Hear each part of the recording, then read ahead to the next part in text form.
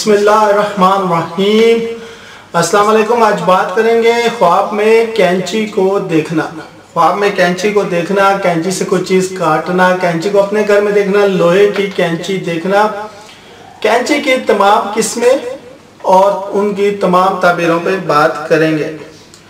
ख्वाब में कैंची को देखना इस बाबे कर्ज पर दलील है।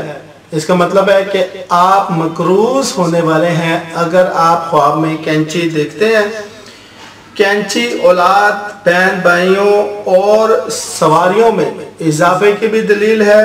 अगर कमारा देखे तो शादी होगी, और अगर कोई देखे कि कैंची आसमान से उसके पास उतरी है तो अब वो ये समझे कि उसके उम्र का इख्तिताम है। इसी तरह ख्वाब में लोगों की दाढ़ियाँ या कपड़े कैंची से काटना उनकी ग़ीबत करना और ख़यानत करने का भी मुर्तकिब होने की दलील है।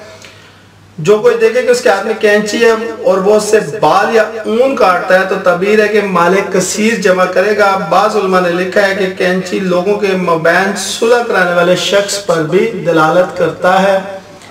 लेकिन उलमा ने यह भी लिखा है, बाज़ मुफस्सिरीन कहते हैं कि कैंची से मुराद ये है कि आप कर्जदार होने वाले हैं और आपने किसी भी काम के लिए कर्जा लेना है। शुक्रिया।